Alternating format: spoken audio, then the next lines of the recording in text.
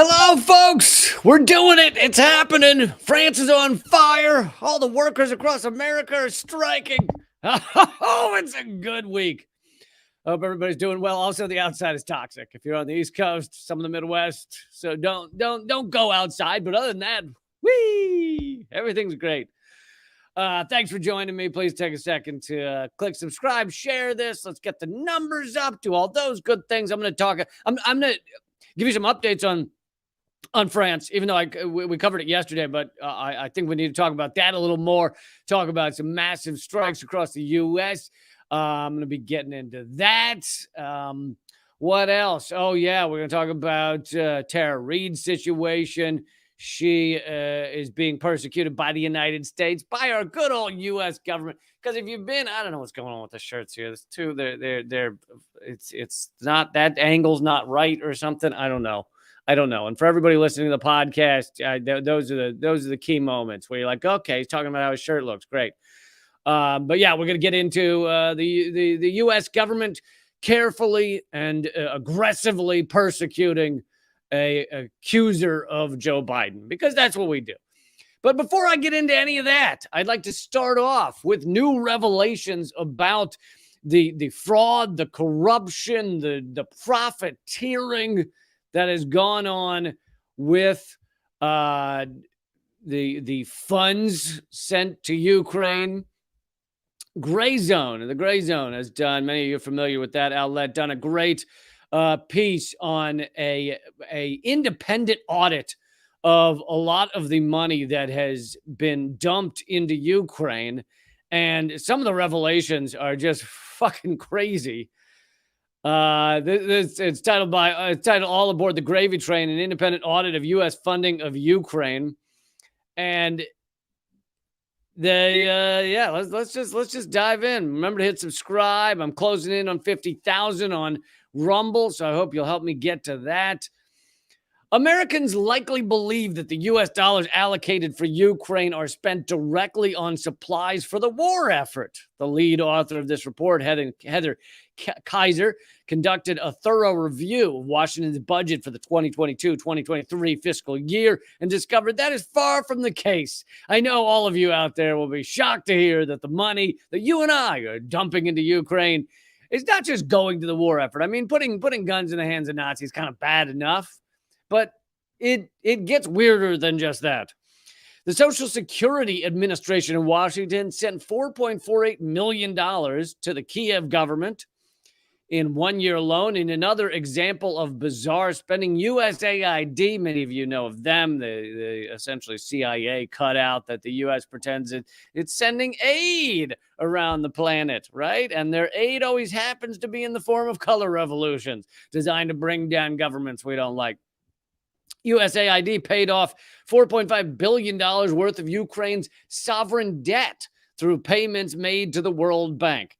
So now here's the thing. If you let's pretend for a moment that we're the neoliberal, neocon world, and we really love that the U.S. has sent $100 billion to Ukraine, and we're all for the proxy war. Yay, proxy war, awesome. And we want that money to go over there. This should even piss you off, because you're like, hey, I agreed. Me and my fellow neoliberals agreed to send money to the Nazis fighting on the front lines of Ukraine, and here it is being sent to pay off Ukraine's debt, sent to the World Bank. And of course, who does Ukraine owe debt to? Well, the ruling elite of Europe and Washington, the Western powers. So when you're paying off debt, you're paying off our own ruling elite of Europe and the U.S.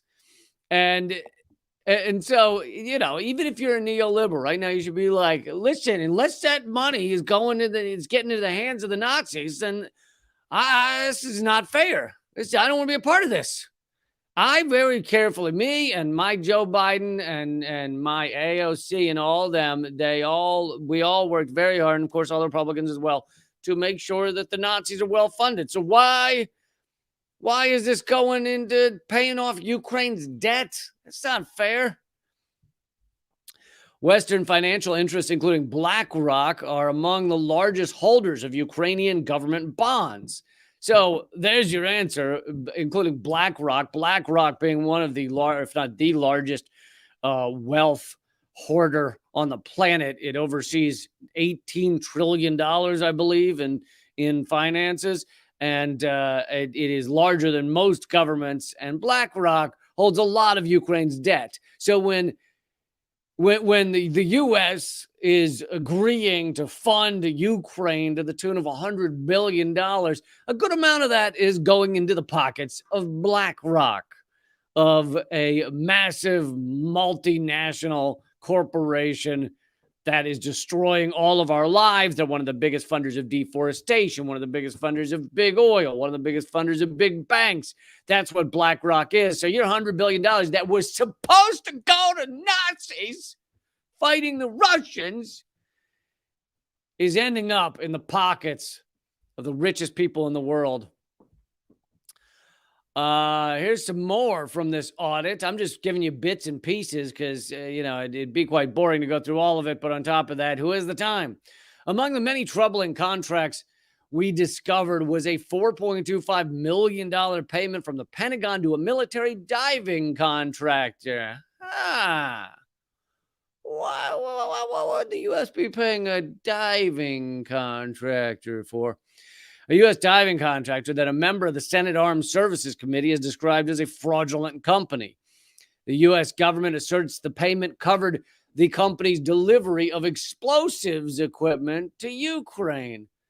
Why would a diving company be sending explosives to Ukraine? Did we didn't blow up anything under the waters at all, did we? Or did Ukraine blow up? They haven't blown up anything under waters like a pipeline or anything like that, have they? No, I didn't hear of such a thing. USAID awarded $21.8 billion to Ukraine throughout fiscal years 2022, 2023, roughly 41% of the $53 billion it spent during that period. So USAID, which is supposed to be wreaking havoc around the world, is now spending half of all their wreaking havoc money in Ukraine. Come on. If we're going to fund USAID to fuck up countries, then it can't just be fucking up Ukraine. We got to, come on, Samantha Powers. You need to be, I expect you to be destroying lives globally. Okay? You're spending half your money and time in Ukraine. You're not destroying enough lives or enough different styles of lives, enough different. I want diversity. Okay. Look, this is the woke liberal world we live in. If we're going to destroy a bunch of people's lives around the world, I want diversity of the peoples whose lives we're destroying, not just Russians, not just Ukrainians. I want some non-white people's lives destroyed as well. Mysteriously, a portion of the USAID funding earmarked for Kiev was sent to Kenya and Ethiopia. There we go, some non-white people, via other agencies, with the award descriptions stating projects in Africa were partially funded with response funds and Ukraine supplemental funds. Now, first of all, what is USAID doing in Kenya and Ethiopia? Is it really just are they helping out those countries, or is it to have more of a U.S. footprint in those countries? Lots of times USAID does things under the guise of we're helping, we're here to help. And then, sometimes it could be something that's positive, but it's done in such a way that it's meant to facilitate or foster a coup vibe, a coup energy that's been developing in a country.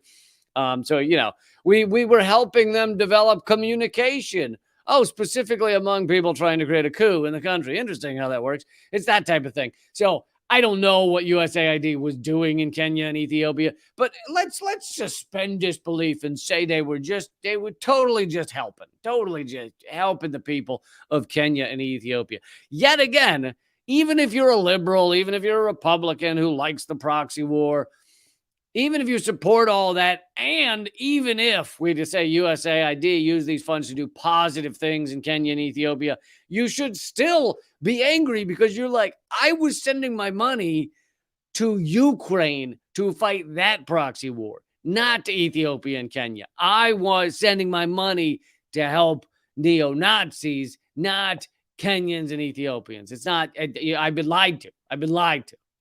USAID spent $4.5 billion, sent $4.5 billion to Ukraine via the World Bank. World Bank always doing good. World Bank always just helping people. That's what their mission statement is, to give away as much money as possible, right? That's what banks do. They're never in it for themselves, in it for profit, in it for greed, in it for extraction of resources, right? Banks are just they're just giveaway hubs for helping people out. That's what banks do. USAID, let's see, World Bank to pay off Kiev's debt and fund, as we mentioned, when you say pay off Kiev's debt, that money goes into the pockets of BlackRock and some others, and fund various social programs, including government pensions. USAID made a total of $21 billion worth of direct payments to the World Bank in fiscal years 2022, 2023. So there's more money pumped into the World Bank. USAID has supplied $20 million to, quote, miscellaneous foreign awardees. Boy, anytime they can't even come up with a good enough lie, so they just have to say miscellaneous. That's scary. Those are scary times. Since February 2020, recipients include a Polish think tank called the Casimir Pulaski Foundation, a Toronto-based Ukrainian TV channel, a collection of Ukrainian anti-corruption organizations, and other groups listed in the screenshot below. One of my favorites in that list is USAID. So we allot money to go to this proxy war in Ukraine to try and destroy as many Russian and Ukrainian lives as possible. We do that, and then some of it gets sent to a Toronto-based Ukrainian TV channel. We're sending fucking millions of dollars to Toronto. This is bullshit. I want my money. When I say I'm going to fund Nazis, I want it to go to Nazis. Okay. I probably should not be saying that word this much because the goddamn algorithm is going to suppress this video now. Yeah, let it be known. That really is not talked about a lot. Not. Let it be known you cannot say negative things about Nazis on YouTube because they will shut that video down right quick. So do not criticize the Nazis. USAID sent $3 million to the World Health Organization in 2022, quote, to improve health outcomes in drought-affected areas in Ethiopia. Okay, so even if you wanted to take at face value everything about this, even if you thought USAID, a CIA cutout, was a great organization, even if you thought that World Health Organization, which is really just part of the Western Empire to control lives in many ways, sometimes helps the health of certain people, often does not. Even if you want to believe they're wonderful and they only do good. Okay, so USAID, great. World Health Organization, wonderful. And even if you want to believe that money really did go to help drought-affected areas in Ethiopia, right? The U.S. just purely helping Ethiopia. You still come down to this question of how is that Ukraine funds? Ukraine funds are being sent to USAID, who sends them to the World Health Organization, who sends them to Ethiopia. This sounds like a money laundering operation, all right, is what it sounds like to me. Whenever the funds have to go through 4 different organizations to ultimately help people, I feel like we're being lied to in one way or another.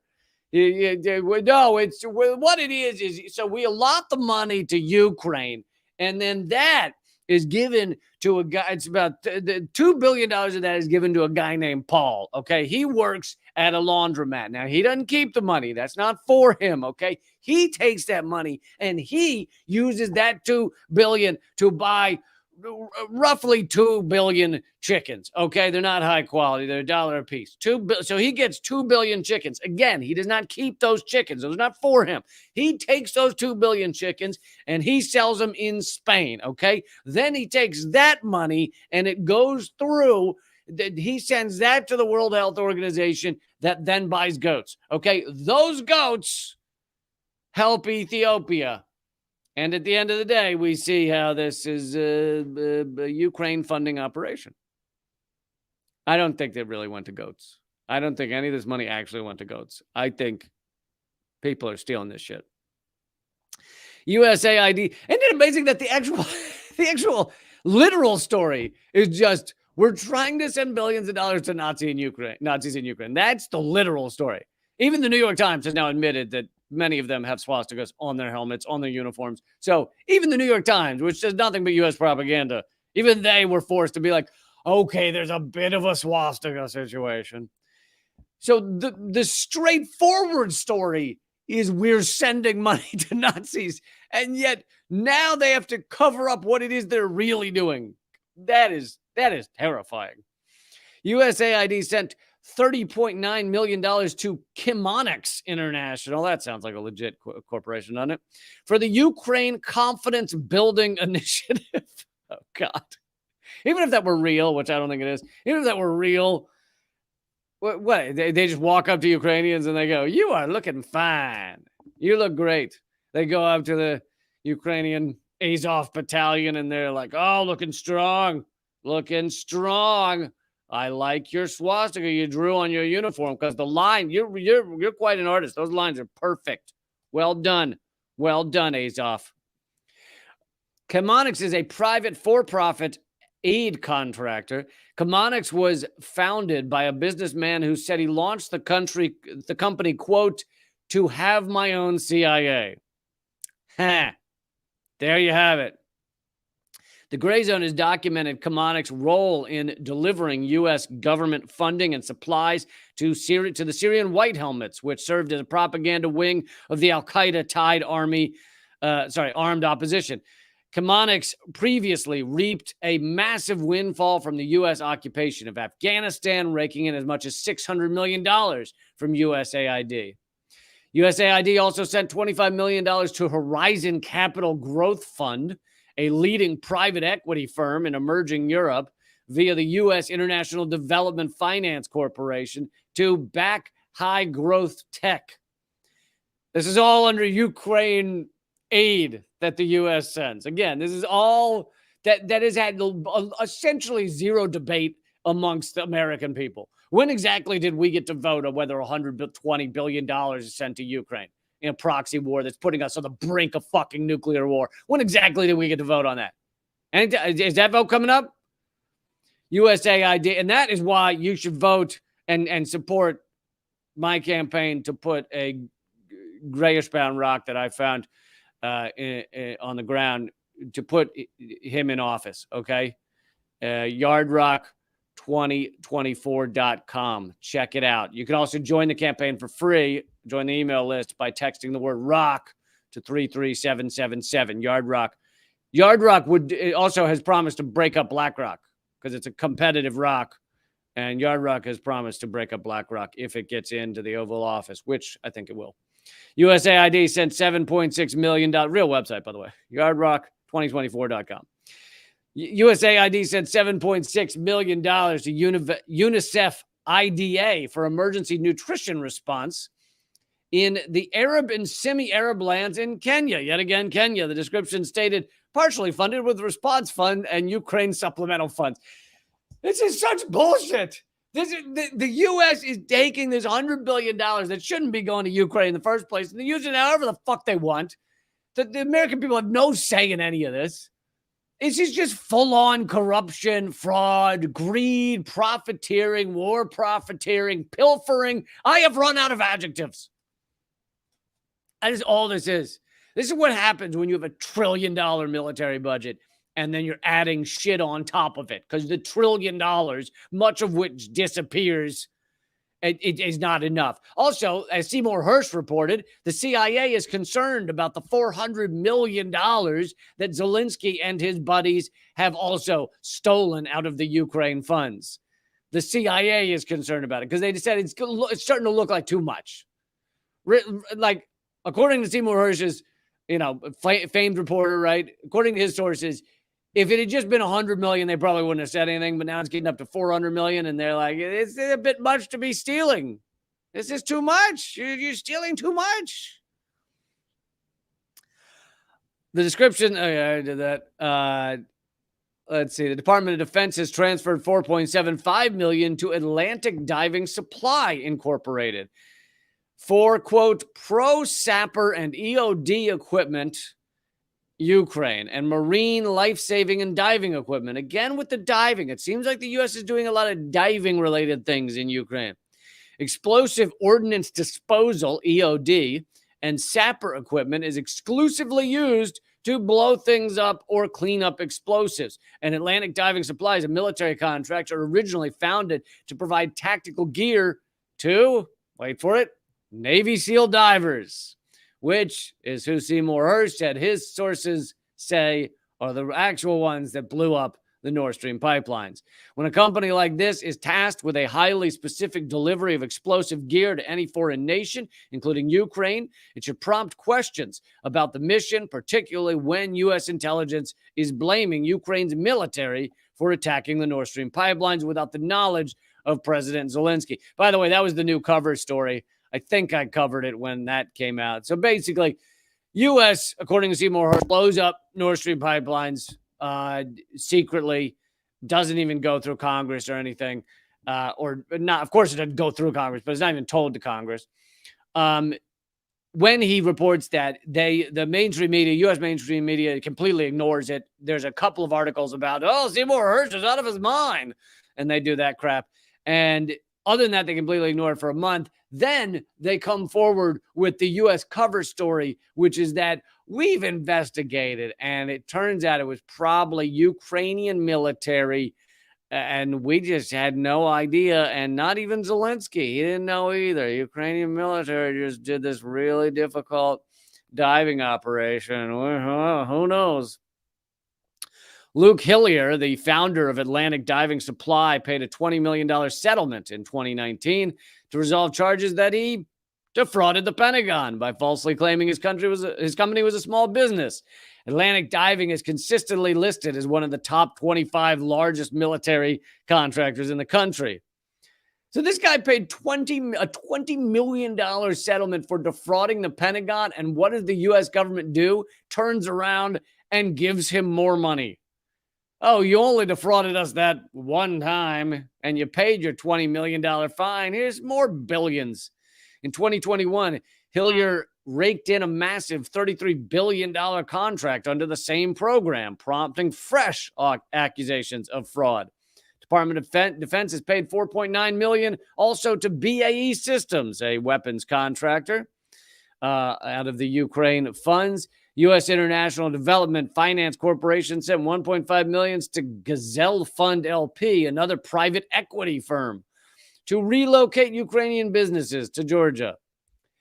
All right, well, there is a sampling of all of the fraud, shenanigans, bullshit, money laundering, skimming off the top that's been going on with the $100 billion.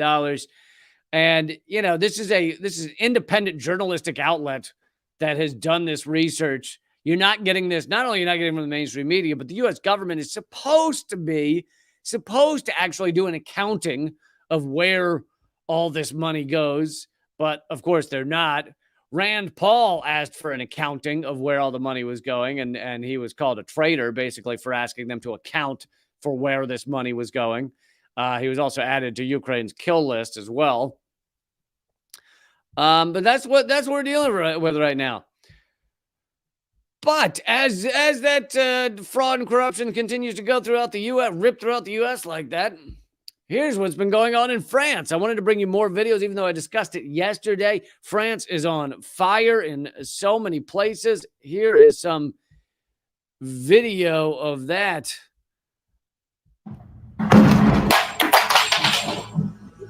This is parts of France right now. Massive fires, massive riots. Now, wait! I don't know who had the music.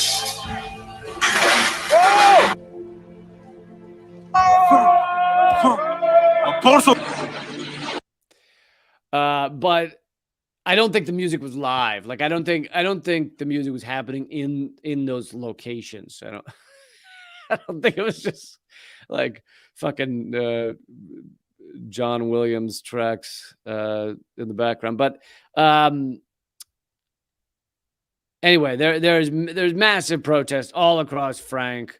What I think I read read someone as I was saying all across France, and you know, it is people standing up. It is people fighting back. It is due to the thing is, yes, it was set off by the police killing a 17-year-old, but it is far greater than that. It is when you have a powder keg situation of people being exploited, of people being mistreated, of people being treated like fucking, rodents or something, rather than actually respected in the society. When you have a mega rich piece of shit like Macron running things, neoliberal piece of garbage, then these type of things can set off quite easily because of that underlying foundation of extraction, of persecution. But so this is going on across France, and many are wondering whether it will spread to other countries, because this form of exploitation, of course, is not exclusive to France. But while France is on fire, I thought I would also, by the way, probably a great time to get good hotel rates in France. If you're looking for a trip, if you're looking for a affordable tourist trip, I bet you like Paris is probably, bargain basement prices right now to get just a nice, you could probably get like a nice queen size bed hotel in Paris right now. I mean, now is the time, folks. Grab up those tickets. I bet you the plane tickets are cheap too. Really, probably wonderful tourist options. I would say. Not to mention, you can sit at those little sidewalk cafes, have some mussels and some pasta and some other wonderful food, wonderful cuisine, escargot, wonderful cuisine, and watch the riots unfold. Watch the fires burn down the bourgeoisie. But I feel like I see some similarities between this, although this is the literal fires, the literal burning of France. Right now, the U.S. is burning with workers fighting back, but not in the literal sense, not literal fires, but rather a moving forest fire, wildfire of strikes and workers fighting back. So let me show you some of that. And literally in this article, one of the union heads uses the example of fires. Let me see if I can find that quote to start off with. Maybe I can't find it real quick. Well, we'll find it on the way. Here we are. Lorena Gonzalez, the chief officer of the California Labor Federation, which represents more than 2.1 million union members statewide, said, "We have sparks and fires everywhere, and we're not letting it die down in California. We're fanning the flames." So there you go. I took you from literal to analogy, and that's why you tune into this show, to see literal turn into analogy so seamlessly.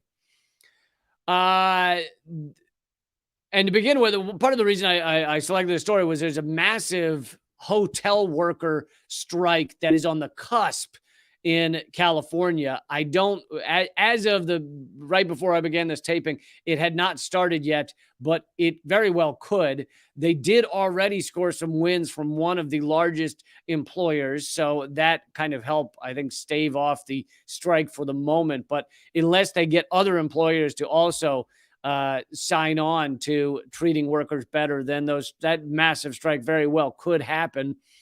From docks to Dodger Stadium, Los Angeles workers are feeling emboldened. This is from the New York Times, and the New York Times only publishes articles like this when they feel that there's no other choice. That basically everyone knows this information already. They're seeing the writing on the wall. They see strikes happening everywhere, and the New York Times goes, kind of have to say something. So that's part of the reason. So they push off this kind of reporting until they kind of have to cover it. But beyond that, they also sometimes report on it as a form of a warning to the ruling elite. Like the New York Times knows that a lot of their readers are the ruling elite. So sometimes they'll put out an article like this to be like, hey, you rich motherfuckers, you better stop these workers from standing up and demanding that they be treated right, demanding that they be able to sit down.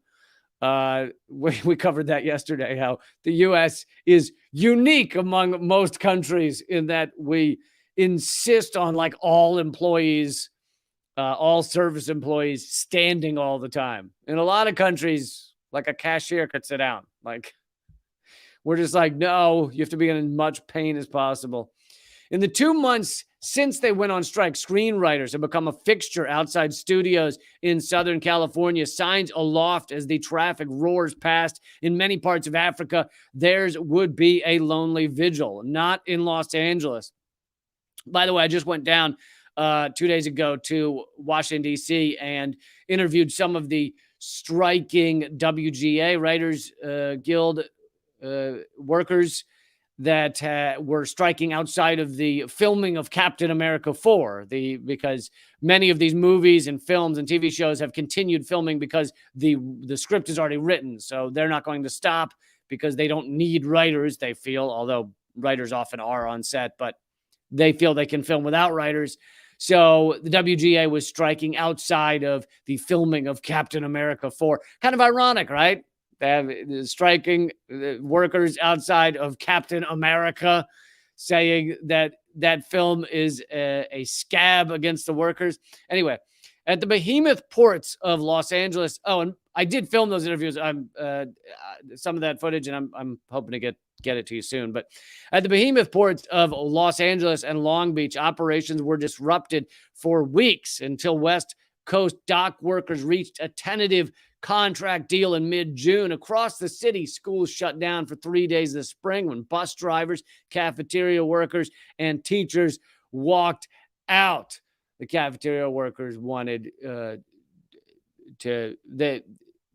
they wanted to be able to eat some of the food as they're serving it, because some of the dog tails and pig anus that gets served to our public school children, and they wanted some for themselves. And it's really not fair to serve children all day, chicken lips and hog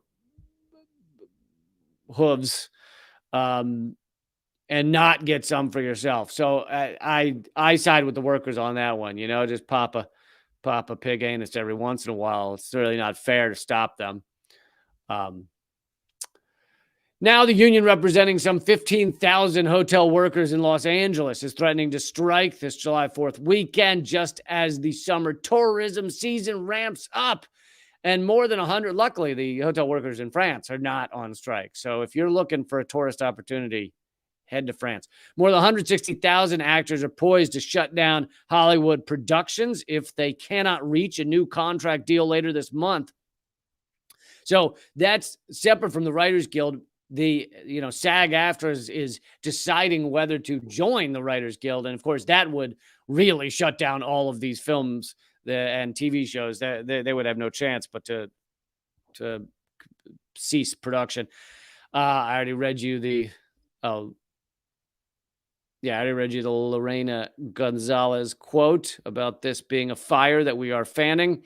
Starbucks, here are some other big wins and big moments in striking across the country. Starbucks said that it would issue clearer guidelines on permissible store decorations after the union that represents thousands of its workers said some employees were prohibited by management from putting up decorations for Pride Month. UPS and, of course, Starbucks has also been fighting against unions nationwide. There's over, I believe, 300 Starbucks locations that have voted to unionize, and Starbucks is fighting against that in a variety of ways, some of them legal, some of them illegal. UPS, the company's workers have authorized their union, the International Brotherhood of Teamsters, to call a strike as soon as August 1st after the current contract expires. West Coast dock workers, as I read each one of these, picture the video I just showed you of the French protest. And so each one of these that I read is an explosion. Just so it's just you got to work the analogy in your head. So I say UPS and you picture, then I say West Coast dock workers and you see people going, ah, and the cops backing away and making a run for it because they can't handle the dock work. So you have to fit the analogy with the words as I go. That's on you, okay? That's not on me. I bring you guys a lot. That part, you got to do it yourself.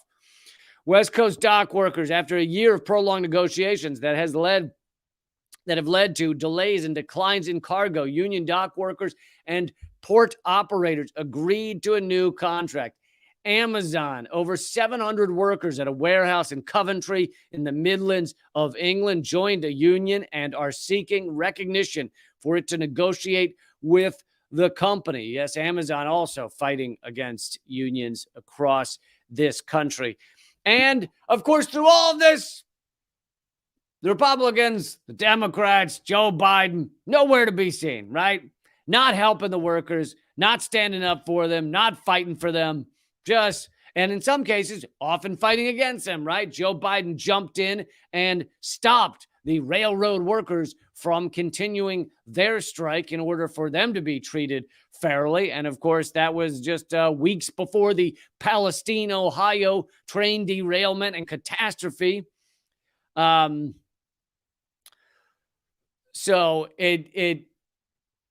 Joe Biden and the Democrats they're anti-worker. They're anti-worker. Now, a lot of the big unions tell their workers to vote for Democrats federally because they've been so exploited that they think that's the best way to achieve anything. When in fact, both of these two corporate shit show parties are anti-worker. They're anti-you. They're anti-average Americans, meaning not billionaires. They're opposed to all of that. They don't even want to be in the same room as us. And so the idea that the Democrats somehow stand for workers is utter horseshit on every level. And that's why I think it's high time that we had an inanimate object like the greatest brown rock I found in the Oval Office. Because that rock, that literal rock has never broken a union, has never gone against a union, has never broken a railroad strike, has never sided with corporations. It is an upstanding and amazing hero of the people. Yardrock2024.com. That's all I'm saying, okay? Now, here's the thing. I know many of you are big proponents, big fans of Cornel West. I am too. But Yard Rock 2024, it is anti the two corporate parties, okay? If you're outside of that, then and you can line up with all of its policies, which all the policies are listed at yardrock2024.com. All of its policies are there. If you are a candidate outside of the two corrupt corporate parties that can line up equally on those policies, then I say, all right, more power to you. Okay, so let's move on to, actually, I forgot. I have video of these hotel workers. So this is just a few days ago. So the hotel workers may go on strike in California, but this is just a few days ago. 200 of them got arrested for a peaceful demonstration. And this is just a 5-second video sped up of these 200 workers. They were all arrested for civil disobedience, blocking a roadway. And that also shows you which side the police are on, right? The police are on the side of continuing the exploitation of your average worker because they're serving the elite at the end of the day. Yeah, they wait till push comes to shove often to shove it in your face, but they serve the ruling elite. And That is why they arrested 200 workers in California just the other day. So, like I said, the strike could begin any minute now, and could have started while I'm doing this live stream, but we'll find out more as the day goes on. All right, now I want to get to the. I mean, she's now a political refugee. Tara Reid is stuck in Russia, and I'm going to give you all the details of that, why she's stuck in Russia. That is all going to continue at rumble.com/Lee Camp, as well as my locals page. Those are the two places that will continue. Rumble.com/Lee Camp, as well as my locals page. I hope you'll join me over there. I hope also you'll sign up at my locals page, which is leecamp.net. On the screen, you'll see leecamp.com. That has all my content, but leecamp.net is the page where you can support my work and everything. By the way, if you buy a mug or t-shirt or anything at yardrock2024.com, 50% of all those proceeds are going to eliminate medical debt for struggling Americans across the country. And I am going to keep you guys updated on how much medical debt that rock has eliminated, which I'm pretty sure if it ends up being more than $5 will be more than Joe Biden or the Democrats or the Republicans have eliminated. So already it'll be that rock will be achieving more than the Democrats and Republicans. All right, the rest of this live stream at rumble.com/Lee Camp. That's rumble.com/Lee Camp. Sorry. And I also want to read some of those comments over at leecamp.net. So